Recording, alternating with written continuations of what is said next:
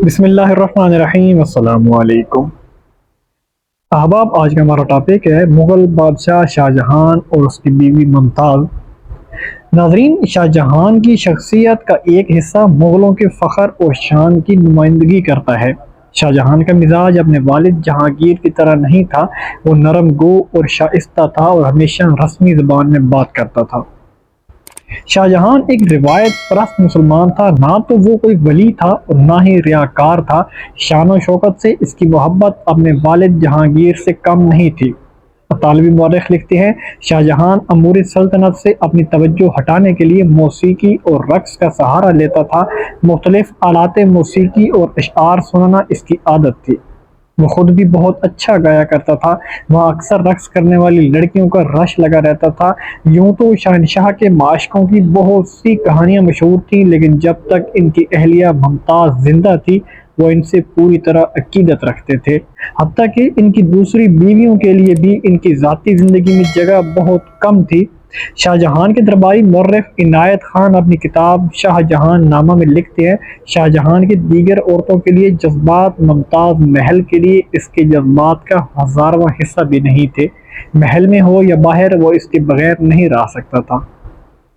ناظرین، ممتاز محل جس سے شاہ جہان کو گہری محبت تھی، نہ صرف بہت خوبصورت تھی بلکہ وہ محل میں نور جہان کی طرح اثر و رسوخ بھی رکھتی تھی۔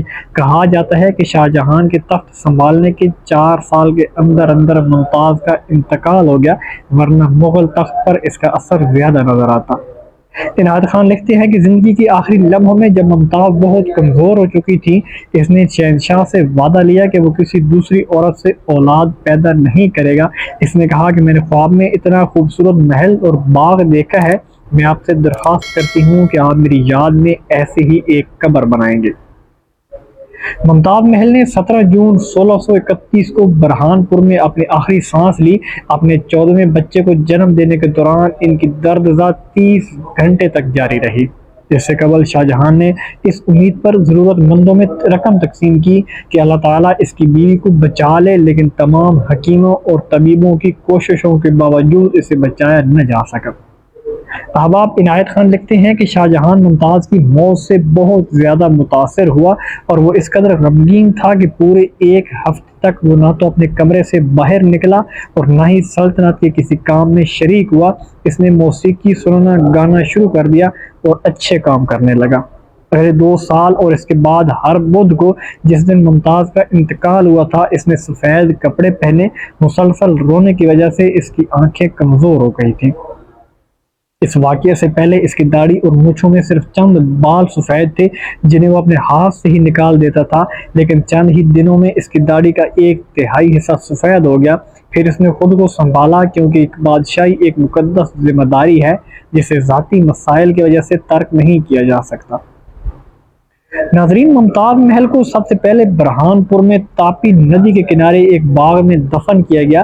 6 ماہ بعد اس کی لاش کو وہاں سے نکالا گیا اور 15 سالہ شہزادے شاہ جہاں کی زیر نگرانی آگرہ لایا گیا، جہاں 8 جنوری 1632 کو اسے یمنا کے کنارے دوبارہ دفن کیا گیا۔ لیکن یہ بھی اس کی آخری آرام گاہ نہیں تھی۔ وہاں شاہ جہاں نے اپنا مقبرہ بنوایا جس کا نام روضہ منورہ رکھا، جو بعد میں تاج محل کے نام سے مشہور ہوا۔ اس مقبرے کی تعمیر کی ذمہ داری میر عبدالکریم اور مقام خان کو سونپی گئی۔ مقام خان جہانگیر کے دور حکومت میں جنوبی ایران کے شہر شیراز سے ہندوستان آیا۔ شاہ جہاں نے اسے اپنا وزیر تعمیرات بنایا۔ 1641 میں ان دہلی کا گورنر بنایا گیا۔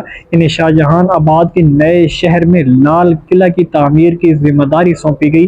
تاج محل دہلی میں ہمایوں کے مقبرے کی طرز پر بنایا گیا تھا۔ اس کے لیے 42 ایکڑ اراضی کا انتخاب کیا گیا۔ اس کے 4 مینار 139 فٹ بلند تھے اور سب کے اوپر ایک گنبد بنایا گیا تھا۔ تاج محل کی تعمیر کا فیصلہ کرنے کے بعد شاہ جہان کا پہلا چیلنج اس مقبرے کے لیے جگہ کا انتخاب کرنا تھا۔ ڈیانا اور مائیکل پریسٹن، جنہوں نے تاج محل پر کتاب لکھی، لکھتے ہیں، شاہ جہان کا پہلا معیار یہ تھا کہ تاج محل کی جگہ پرسکون اور آگرہ شہر سے دور ہونی چاہیے۔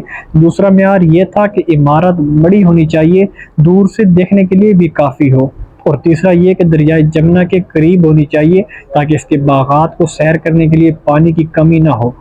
احباب لکھتے ہیں کہ سب سے پہلے علاقے کو صاف کر کے زمین کو ہموار کیا گیا، اس کے بعد ہزاروں مزدوروں نے دن رات محنت کر کے اس کی تعمیر شروع کی۔ عمارت کے لیے گہری بنیادیں کھودی گئیں۔ اس بات کا خاص خیال رکھا گیا کہ قریب سے بہنے والی جمنا ندی کا پانی اس میں نہ گھس سکے، اور جون سے ستمبر کے دوران دریائے جمنا میں آنے والا سیلابی پانی تاج محل کو نقصان نہ پہنچا سکے۔ اور 364 فٹ چوڑا چبوترا بنایا گیا جس پر پھر مزار تعمیر کیا گیا۔ عمارت میں استعمال ہونے والا ماربل 200 میل دور مکرانہ سے لایا گیا تھا۔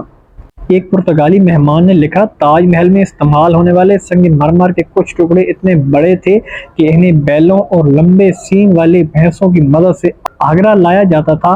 انہیں خصوصی طور پر بنائے گئے بیلوں میں لایا جاتا تھا۔ یہ گاڑیاں خصوصی طور پر بنائی گئیں جنہیں 25 سے 30 مویشی کھینچتے تھے۔ اب میں امید کرتا ہوں آج کی ویڈیو آپ کو اچھی لگی ہوگی۔ اگر ویڈیو پسند آئے تو پلیز میری ویڈیو کو لائک اور میرے چینل کو سبسکرائب کر دینا، اور بیل آئیکن کے بٹن پر کلک کر کے آل پر کلک کر دینا تاکہ ہر آنے والی نئی ویڈیو کو نوٹیفیکیشن آپ تک پہنچ سکے۔ ملتے ہیں انشاءاللہ نیکسٹ ویڈیو میں، تب تک محمد اسلام کو دیجیے اجازت۔ اللہ حافظ۔